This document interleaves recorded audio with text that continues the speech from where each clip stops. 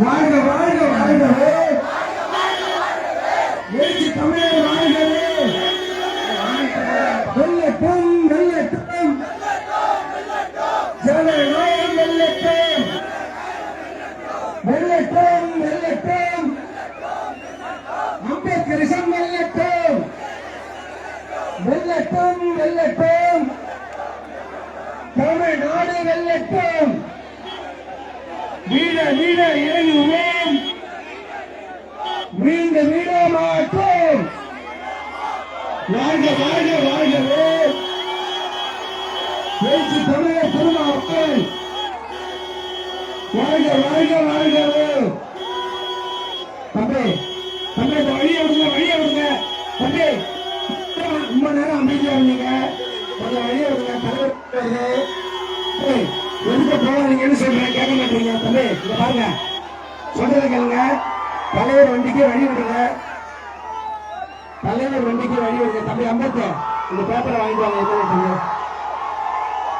தம்பி தலைவர் வண்டிக்கு வழி விடுங்க தலைவர் வந்து கை சின்னத்துக்கு வாங்க கேட்டு வந்துட்டு இருக்காங்க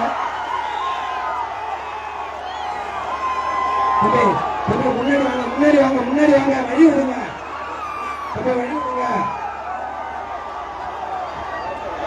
தம்பி வழி விடுங்க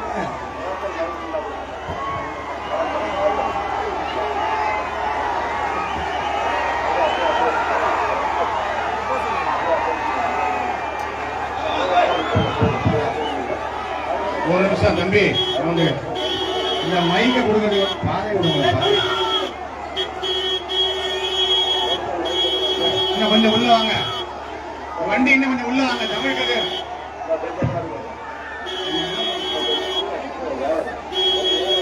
ஹலோ தமிழ் கதை இன்னும் கொஞ்சம் உள்ள வாங்க தம்பி இன்னும் கொஞ்சம் உள்ள வாங்க கொஞ்சம் நவந்துருப்பா நவருங்க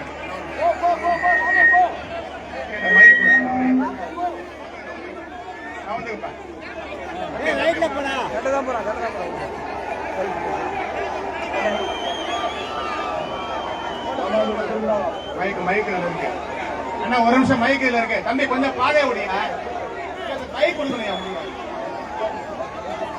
நவரு தம்பி நவரு நவந்துருக்கியா பேச வேணாமா தலைவர் பேச வேணாமா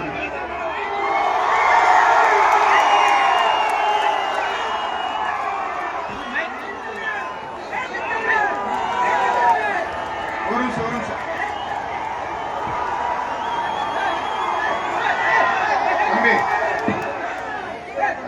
தம்பி நவுண்டு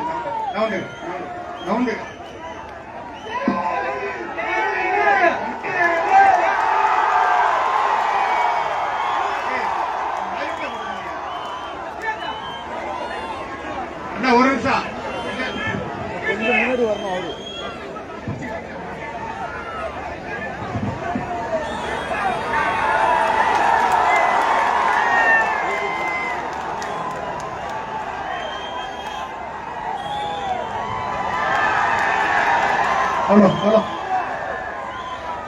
ஹலோ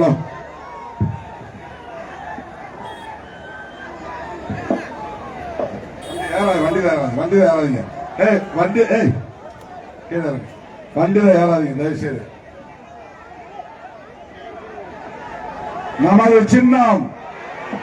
நமது சின்னம் வெற்றியின் சின்னம் சமூக நீதியின் சின்னம் சகோதரத்துவத்தின் சின்னம் சமத்துவத்தின் சின்னம் மதச்சார்பின்மையின் சின்னம் காங்கிரஸ் பேர் இயக்கத்தின் சின்னம் ராகுல் காந்தி அவர்களின் வாழ்த்துக்களை பெற்ற சின்னம் திமுக கழகத்தின் சின்னம் தேமுதிகவின் சின்னம் இந்திய கம்யூனிஸ்ட் கட்சியின் சின்னம் மார்க்சிஸ்ட் கம்யூனிஸ்ட் கட்சியின் சின்னம் மதிமுகவின் சின்னம் மக்கள் நீதி மையத்தின் சின்னம் இந்திய யூனியன் முஸ்லீம் லீக்கின் சின்னம் மனிதநேய மக்கள் கட்சியின் சின்னம் எஸ்டிபிஐ சின்னம் மனிதநேய ஜனநாயக கட்சியின் சின்னம் விடுதலை சிறுத்தைகளின் சின்னம் விடுதலை சிறுத்தைகளின் சின்னம் அன்பார்ந்த நமது மயிலாடுதுறை சட்டமன்ற தொகுதியின் வெற்றி வேட்பாளர் ஜமால் முகமது யூனுஸ் அவர்களை உடன் வந்து கொண்டிருக்கிற காங்கிரஸ் பேரியக்கத்தின் நாடாளுமன்ற உறுப்பினர் மதிப்பிற்குரிய சுதா அவர்களை, ஒன்றிய கழக செயலாளர் இளைய பெருமாள் அவர்களை, விடுதலை சிறுத்தைகள் கட்சியின் மாவட்ட செயலாளர் மோகன்குமார் அவர்களை, மற்றும் தம்பி ஈழவளவன் அவர்களை, பொன்னுரை அவர்களை, ஆனந்த் அவர்களை, கனிவளவன் அவர்களை, அருள் அவர்களை, பிரேம்குமார், தீபன்ராஜ், தமிழரசி, விஜயலட்சுமி, இளவரசன், விஜயகாந்த், மாயா, போஸ், அருண், கடகம் வினோத், குன்றத்தரசன், நேடூர் சிவா, சபா பஷீர், ஹாலிக், மாரியப்பன், சுரேஷ், கழுக்காணிமுட்டம் சிவா, ஆலயமணி, சிலம்பரசன், கருணாநிதி, விக்னேஷ், லட்சுமிகாந்தன், அம்பேத், சூரியமுத்து, செங்குட்டுவன், வைத்தியநாதன், வரதராஜன், பாஸ்கர், ஈஸ்டர், குத்தாலம், கல்யாணம் அவர்களை மற்றும் கட்சியின் மண்டல செயலாளர் அறிவழகன் அவர்களை, தமிழ்தென்றல், ரியாஸ்கான், உமார் காந்தன், வீர பெருவெழுதி, தலித் தர்மா, செங்குட்டுவன் மற்றும் இந்த பகுதியை சார்ந்த தம்பி சித்தமல்லி லைவ் ஈஸ்டர் ராஜ் அவர்களை, காங்கிரஸ் பேரியத்தின் மாவட்ட தலைவர் பானுசேகர் அவர்களை,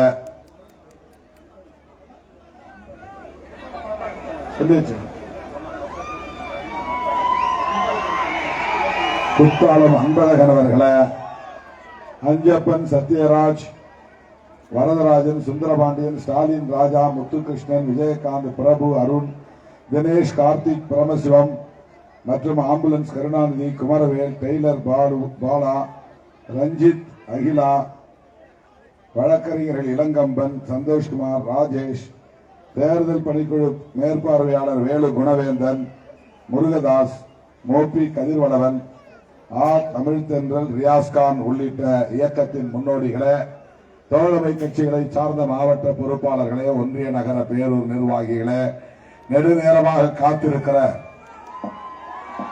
என் உயிரின் உயிரான விடுதலை சிறுத்தைகளே, உங்கள் அனைவருக்கும் என்னுடைய பணிவார்ந்த வணக்கத்தை தெரிவித்துக் கொள்கிறேன். இந்த நிகழ்ச்சியை முடித்துக் கொண்டு சீர்காழி, சிதம்பரம் சென்று நான் நிகழ்ச்சியை நிறைவு செய்ய வேண்டும். காலையிலிருந்து வரிசையாக பல்வேறு தொகுதிகளுக்கு சென்று இங்கே வந்து சேர இவ்வளவு காலத்தாழ்வு நேர்ந்துவிட்டது. என்றாலும் கூட இவ்வளவு நேரம் காத்திருக்கிற உங்களுக்கு முதலில் என்னுடைய நன்றியை உரித்தாக்குகிறேன். இந்த தொகுதியில் போட்டியிடும் ஜமால் முகமது யூனுஸ் அவர்கள் ஒரு நீண்ட நெடிய காங்கிரஸ் பாரம்பரிய குடும்பத்தை சார்ந்தவர். இந்த பகுதியில் அவனியாபுரத்தில் இருக்கிற நெல் ஆராய்ச்சி நிலையத்திற்கு இவருடைய தாத்தா பல ஏக்கர் நிலங்களை 100 ஏக்கர் என்று கருதுகிறேன் 150 ஏக்கர் நிலத்தை விலையில்லாமல் இனாமாக வழங்கியவர் என்கிற ஒரு பாரம்பரியம் இவருக்கு உண்டு. அப்படிப்பட்ட ஒரு குடும்பத்தை சார்ந்த தகுதி வாய்ந்த வேட்பாளர் மயிலாடுதுறை வேட்பாளராக கை சின்னத்திலே போட்டியிடுகிறார். இவருக்கு வாக்கு கேட்டு உங்களை தேடி வந்திருக்கிறேன், நாடி வந்திருக்கிறேன். கை சின்னத்திலே வாக்களித்து பெருவாரியான வாக்குகளின் வித்தியாசத்தில் ஜமால் முகமது யூனுஸ் அவர்களை வெற்றி பெற செய்ய வேண்டும் என கேட்டுக் கொள்கிறேன். கை சின்னத்தில் வாக்களிப்பீர்களா? இவரை வெற்றி பெற வைப்பீர்களா? சட்டமன்றத்திற்கு அனுப்பி வைப்பீர்களா? இவருடைய குரல் சட்டமன்றத்திலே ஒலிக்க செய்வீர்களா? இவருடைய வெற்றிக்கு விடுதலை சிறுத்தைகளின் பங்கு மகத்தானது என்பதை பதிவு செய்வீர்களா? அந்த நம்பிக்கையோடு உங்களை தேடி வந்திருக்கிறேன். கடந்த முறை இதே இடத்தில் நான் உங்களை சந்தித்த போது அந்த வேண்டுகோளை ஏற்று நீங்கள் அளித்த வாக்குகளால் அதே கை சின்னத்தை சார்ந்த ராஜ்குமார் வெற்றி பெற்றார். மீண்டும் இவர் வெற்றி பெறுவது உறுதி. விடுதலை சிறுத்தைகள் கட்சி அங்கம் வகிக்கிற கூட்டணிதான் வெற்றி பெறும். இதுதான் இன்றைய தமிழக அரசியல். விடுதலை சிறுத்தைகள் இடம்பெறுகிற கூட்டணிதான் ஆட்சி அமைக்கும். இதுதான் தமிழ்நாடு அரசியல்.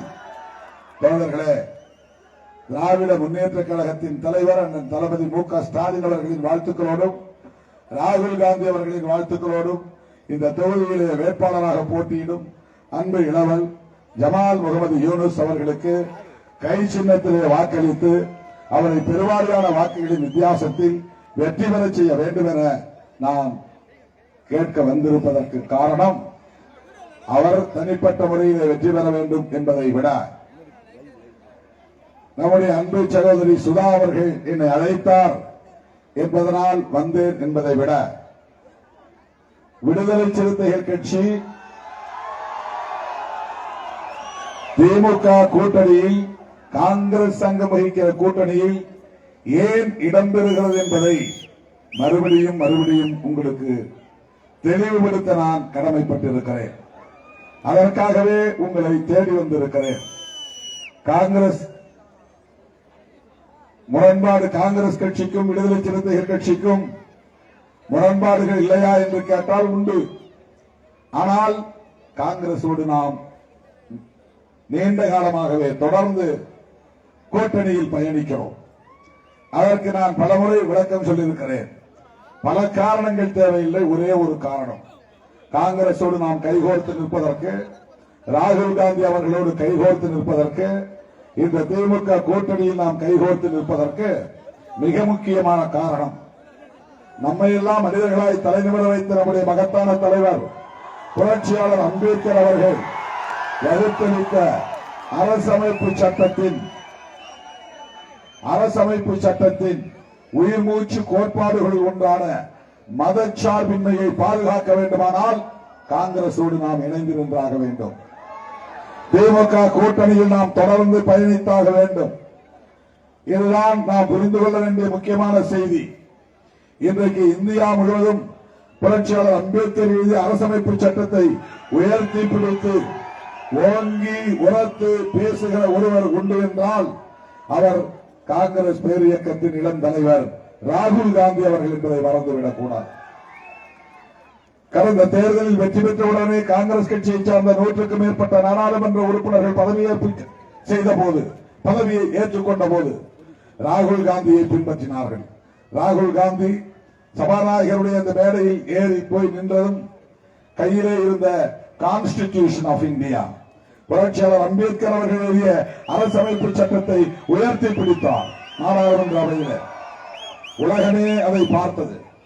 அவர் கையில் அரசமைப்பு சட்டத்தை உயர்த்தி பிடித்துக் கொண்ட இன்னொரு கையில் அவர் கையொப்பமிட்டு உறுதிமொழி ஏற்றுக்கொண்டார். அவர் அப்படி செய்ததும் காங்கிரஸ் கட்சியை சார்ந்த அத்தனை உறுப்பினர்கள் கைகளிலும் கான்ஸ்டிடியூஷன் இருந்தது, அரசமைப்பு சட்டம் இருந்தது. கூட்டணி கட்சிகளை சார்ந்த அத்தனை பேருடைய கைகளிலும் அரசமைப்பு சட்டம் இருந்தது.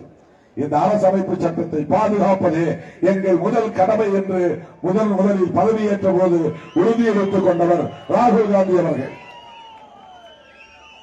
திருமாவளவன் அரசமைப்பு சட்டத்தை உயர்த்தி பிடிப்பது என்பது ஒருபுறம் இருந்தாலும், இந்தியாவின் மிக முக்கியமான எதிர்க்கட்சி தலைவர், நாடாளுமன்ற எதிர்க்கட்சி தலைவர் ராகுல் காந்தி அவர்கள் மோடியை எதிர்த்து, அமித்ஷாவை எதிர்த்து, பாஜகவை எதிர்த்து, அந்த ஒன்றிய அரசை எதிர்த்து உரத்து பேசுவதற்கு மிக முக்கியமான அடிப்படையான காரணம் அரசமைப்பு சட்டத்தை பாதுகாக்க வேண்டும் என்பதுதான்.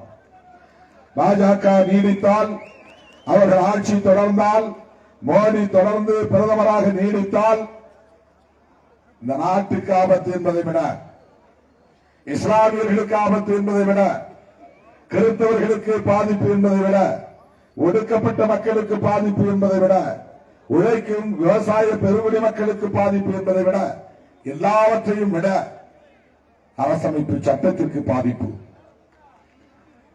இதுதான் இன்றைக்கு ராகுல் காந்தி அவர்கள் இந்தியா முழுவதும் சொல்லி வருகிற செய்தி. ஏன் அரசமைப்பு சட்டத்திற்கு பாதிப்பு ஏற்படும் என்றால், அரசமைப்பு சட்டத்தை மதிக்காத ஒரு கட்சி பாஜக. அரசமைப்பு சட்டத்தில் பிரியாம்பில் என்கிற முகப்புறையிலே சொல்லப்பட்டிருக்கிற கோட்பாடுகளை, உயிர் மூச்சு கோட்பாடுகளை மதிக்காத கட்சி பாஜக. ஏனென்றால் அந்த அரசமைப்பு சட்டத்தின் முகப்புறையில் இந்தியாவில் உருவாகக்கூடிய இந்த அரசு, டெல்லியிலே அமையக்கூடிய இந்த அரசு எந்த காலத்திலும் எந்த சூழலிலும் மதம் சார்ந்து இயங்காது என்பதை பதிவு செய்தவர் புரட்சியாளர் அம்பேத்கர் அவர்கள். அதுதான் மதச்சார்பின்மை, அதுதான் ஆங்கிலத்தில் செக்யூலரிசம். இதுதான் இன்றைக்கு இந்தியாவின் பிரச்சனை. ரெண்டே பிரிவாக பிரிந்து நிற்கிறோம். ஒரு பிரிவு அரசமைப்பு சட்டத்தில் உள்ள மதச்சார்பின்மையை காப்பாற்றுகிற பிரிவு, அதுதான் காங்கிரஸ் தலைமையில் உருவாகி இருக்கிற இந்தியா பிளாக் என்கிற கூட்டணியின் கருத்து. அதுதான் திமுகவும் இருக்கிறது, விடுதலை சிறுத்தைகள் கட்சியும் இருக்கிறது. காங்கிரஸ் அதை முன்னெடுத்து செல்கிறது. அது அரசமைப்பு சட்டத்தை, அதன் உயிர் மூச்சு கோட்பாடுகளை, குறிப்பாக மதச்சார்பின்மையை பாதுகாக்க வேண்டும் என்பதுதான் முதன்மையான நோக்கம். இன்னொரு பிரிவு அல்லது இன்னொரு அணி அந்த சட்டத்தை அவமதிக்கிற பாஜக தலைமையிலான அணி, அந்த சட்டத்தை நீர்த்து போக செய்கிற பாஜக தலைமையிலான அணி, அந்த சட்டத்தின் உயிர் மூச்சு கோட்பாடுகளை மதிக்காத பாஜக தலைமையிலான அணி. இது வெறும் யூகம் இல்லை, இது வெறும் யூகம் இல்லை, இதுதான் உண்மை. ஏன் திருமாவளவன் காங்கிரசோடு தொடர்ந்து பயணிக்கிறான், ஏன் திமுக கூட்டணியில் தொடர்ந்து நீடிக்கிறான் என்று சொன்னால், இந்த கூட்டணியில் இருந்தால் மட்டும்தான் புரட்சியாளர் அம்பேத்கர் எழுதிய அரசமைப்பு சட்டத்தை நம்மால் பாதுகாக்க முடியும். அரசமைப்பு சட்டத்தை பாதுகாக்காவிட்டால் எளிய மக்கள், விளிம்பு நிலை மக்கள் தலைமை பெற முடியாது, கல்வி பெற முடியாது, சமூக நீதி இருக்காது. 2000 ஆண்டுகளுக்கு பின்னால் இந்த தேசத்தை இழுத்துச் செல்வார்கள். 2000 வருஷத்துக்கு முன்னாலே எப்படி இந்த சமூகம் இருந்ததோ அப்படி இந்த சமூகத்தை ஆக்க வேண்டும், உருவாக்க வேண்டும்.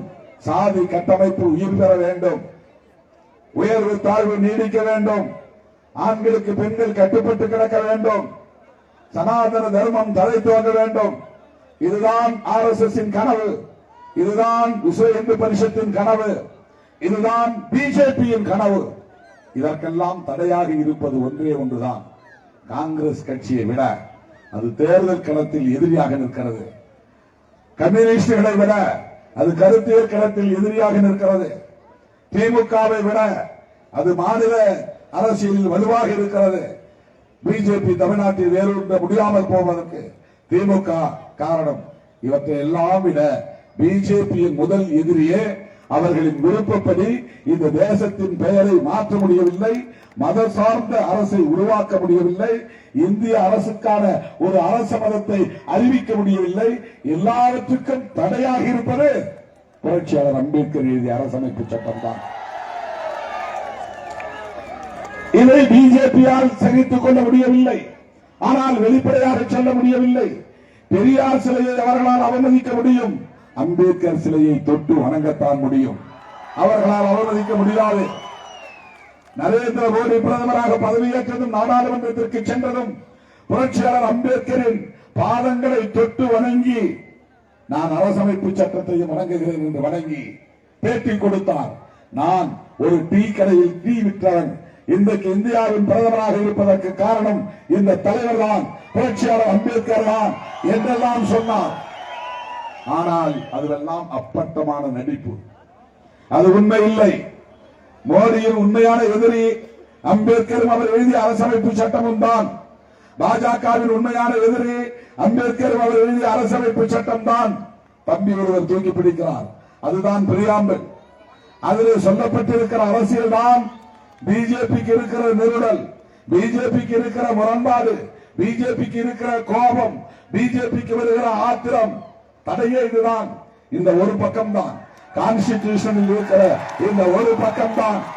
இதில் பேசப்படுகிற செக்யூலரிசம் தான், இதில் பேசப்படுகிற புளூரலிசம் தான், இதில் சொல்லப்படுகிற பெடரலிசம் தான், இதில் சொல்லப்படுகிற லிபர்ட்டி தான், இதில் சொல்லப்படுகிற ஃப்ரெட்டர்னிட்டி தான், இதில் சொல்லப்படுகிற ஈக்குவாலிட்டி தான், சமத்துவம். இதெல்லாம் பிஜேபிக்கு பிடிக்காது. சமத்துவம் என்பது பிஜேபிக்கு பிடிக்காத வார்த்தை. சகோதரத்துவம் என்பது பிஜேபிக்கு பிடிக்காத வார்த்தை. தொடர்களே, திருமாவளவன் ஏன் காங்கிரசோடு கைகோர்த்து நிற்கிறான் என்பதற்கு இதைவிட வேறு விளக்கம் தேவையா? இதைவிட வேறு காரணம் தேவையா? இன்றைக்கு காங்கிரஸ் தலைமையிலான அந்த அணிதான் புரட்சியாளர் அம்பேத்கரின் அரசமைப்பு சட்டத்தை பாதுகாத்துக் கொண்டிருக்கிறது. அந்த பெயரில் உருவான அணிதான் மத சார்பற்ற முற்போக்கு கூட்டணி. அது திமுக கூட்டணி என்று பொத்தாம்பதுவாக நாம் சொல்லுகிறோம். அந்த கூட்டணிக்கு 25 ஆண்டுகளுக்கு முன்னதாகவே கலைஞர் அவர்கள் வைத்த பெயர் மதசார்பற்ற முற்போக்கு கூட்டணி. எந்த அளவுக்கு முதல்வர் கலைஞரிடத்தில் ஒரு கோட்பாட்டு பார்வை இருக்கிறது, ஒரு கொள்கை பிடிப்பு இருக்கிறது. இதுதான் திமுகவோடு திருமாவளவன் தொடர்வதற்கு காரணம். எடப்பாடியோடு போயிருந்தால் நிறைய சீட்டு வாங்கி இருக்கலாம், விஜயோடு போயிருந்தால் ஆட்சி மாற்றத்தையே உருவாக்கி இருக்கலாம், திருமாவளவன் துணை முதலமைச்சராக இருக்கலாம், நிறைய பேர் எம்எல்ஏவாகி இருக்கலாம், ஆசைப்படுபவர்களுக்கெல்லாம் வாய்ப்பு தந்திருக்கலாம். இதையெல்லாம் திருமாவளவன் செய்யவில்லை. சும்மா 6 சீட்டுக்கு 8 சீட்டுக்கு திமுகவோடு போய் நிற்கிறார். அங்கே அவர்கள் அவமானம் செய்தாலும் தாங்கிக் கொண்டு கிடக்கிறார், அவமதித்தாலும் சகித்துக் கொண்டு கிடக்கிறார். இப்படியெல்லாம் நம் மேல் அக்கறை உள்ளவர்களைப் போல சில பேர் நம்மை தூண்டி விடுகிறார்கள். இதற்கெல்லாம் அசையக்கூடியவனா திருமாவளவன்? 35 ஆண்டு காலம் இந்த அரசியல் களத்திலே பயணிக்கிறவன், 25 ஆண்டு காலம் தேர்தல் களத்திலே பணியாற்றுகிறவன், மோப்பனாரோடு அரசியல் செய்தவன், எம்ஜிஆரோடும் ஜெயலலிதா அம்மையாரோடும் கூட்டணி வைத்து தேர்தல் களத்தை சந்தித்தவன், மொத்தமிழ் அறிஞரோடு இன்றைக்கு முத்துவேல் கருணாநிதி ஸ்டாலின் அவர்களோடு 25 ஆண்டுகளாக தொடர்ந்து இவர்களோடு பயணித்து வருகிறவன், தேசிய அளவில் ராகுல் காந்தி அவர்களோடும் சோனியா காந்தி அவர்களோடும் உரையாடக்கூடிய வாய்ப்பை பெற்றவன். ஆனால் நான் ஏன் பதவி பிரவிசுக்காக, சீட்டுக்காக ஒரு முடிவை மாற்றி எடுக்கவில்லை? ஏனென்றால் ஒரே காரணம்தான், சிம்பிள் ரீசன். காங்கிரசும் திமுகவும் இடம்பெறுகிற இந்த கூட்டணியால் மட்டும்தான் மதச்சார்பின்மை என்கிற கோட்பாட்டை பாதுகாக்க முடியும், மதவெறி சக்திகளை கட்டுப்படுத்த முடியும், சாதிவெறி சக்திகளை கட்டுப்படுத்த முடியும், வலிமை பெற விடாமல் தடுக்க முடியும். அதுதான் இன்னைக்கு நடக்கிறது. நாம் மட்டும் சற்று மாறி முடிவெடுத்திருந்தால் பிஜேபியோடு கூட என்னால் போயிருக்க முடியும். அதற்கான முயற்சியும் நடந்தது, அதற்கு நான் உடன்படவில்லை. அதிமுகவோடு போயிருக்க முடியும், அதற்கான முயற்சி நடந்தது, நான் அதற்கு இடம் கொடுக்கவில்லை. நண்பர் விஜய் கூட வெளிப்படையாக பேசினார், ஆனால் அதற்கு நான் இடம் கொடுக்கவில்லை. எல்லா கதவுகளையும் சாத்திவிட்டேன். பாஜகவோடு உறவில்லை, பாமகவோடு உறவில்லை, அந்த கட்சிகள் இடம்பெறுகிற கூட்டணியோடு உறவில்லை. இந்தியாவில் எந்த கட்சியும் இப்படி சொல்ல முடியாது. ஆனால் விடுதலை சிறுத்தைகள் சொன்னோம். தோழர்களே, ஏன் அவர்கள் அரசமைப்பு சட்டத்திற்கு எதிரானவர்கள், சமூக நீதிக்கு எதிரானவர்கள், இஸ்லாமியர்களுக்கு எதிரானவர்கள், கிறிஸ்தவர்களுக்கு எதிரானவர்கள், பைபிளை கொடுத்துகிறவர்கள், மசூதியை இடித்தவர்கள், இடிப்பவர்கள், தேவாலயங்களை இடிப்பவர்கள், பாஸ்டர்களை அடிப்பவர்கள், ஒரு ஃபாதரை உயிரோடு கொளுத்தியவர்கள், ஆங்காங்கே மசூதி இருக்கிற இடங்களில் வெடிகுண்டுகளை வீசியவர்கள், இந்துக்களுக்கு இஸ்லாமியர்களுக்கு இடையிலே சண்டையை மூட்டக்கூடியவர்கள், பகைமையை வளர்க்கக்கூடியவர்கள், திருப்பரங்குன்றத்திலே பதற்றத்தை ஏற்படுத்தக்கூடியவர்கள், இந்துக்களுக்கும் கிறிஸ்தவர்களுக்கும் இடையிலே பகையை வளர்க்கக்கூடியவர்கள், இவ்வளவு நாசகார சக்தி.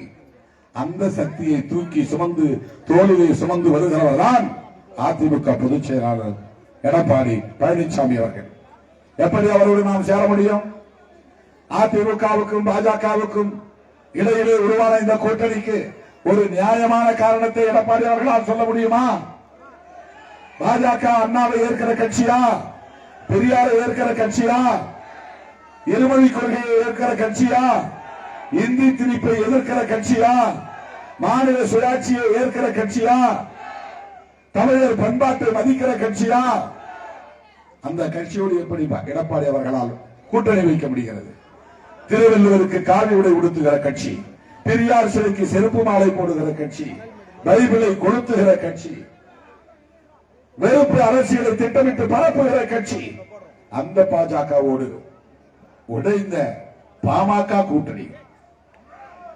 பாஜகவோடு கூட்டணி வைக்கவில்லை என்றால் என்று இழுத்தவுடனே எடப்பாடி போய் ஒட்டிக் கொண்டார்.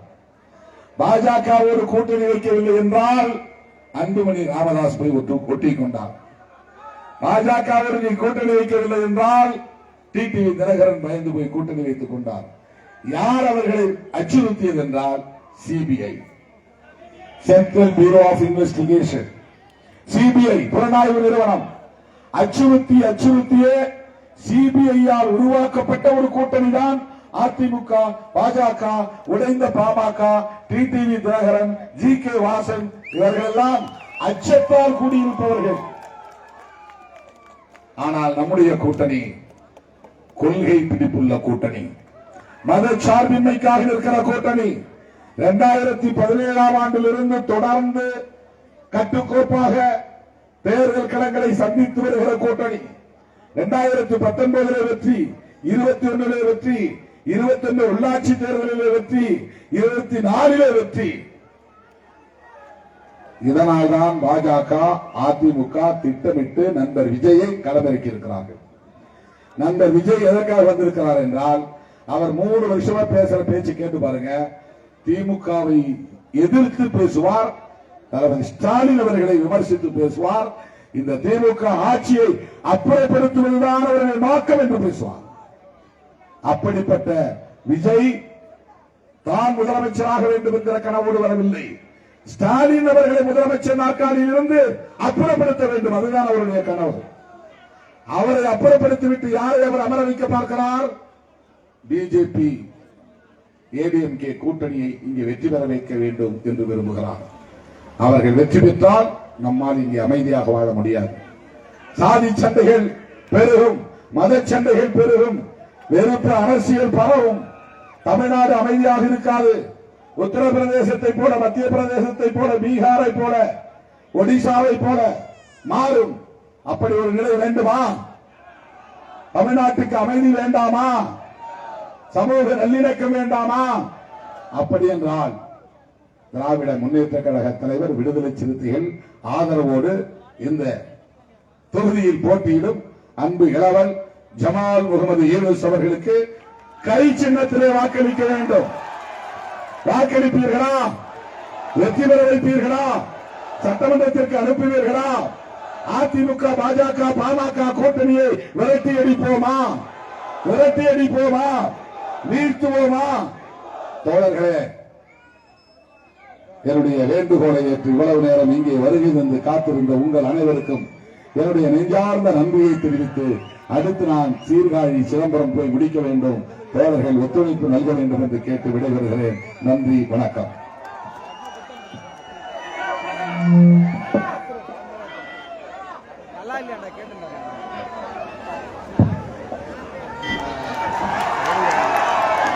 திரு அஞ்சப்பன் சத்யராஜ் தேர்தல் நிதியாக ரூபாய் 10,000 வழங்குகிறார். பாருங்க, சரி, தேர்தல் முடிஞ்ச வாங்க.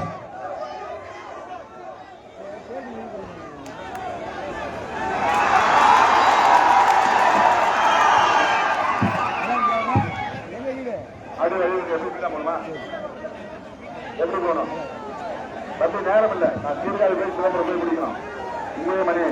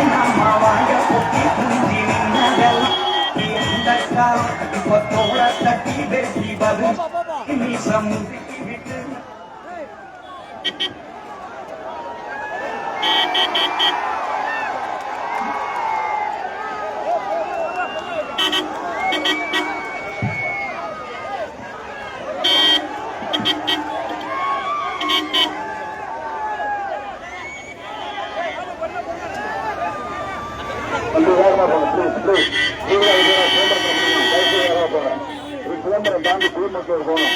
இதே மணி 9:00 வேகமா போங்க ப்ளீஸ். தம்பி வேகமா போங்க, வேகமா போங்க, வேகமா போங்க, வேகமா போங்க. வந்து வேகம் வேகம்.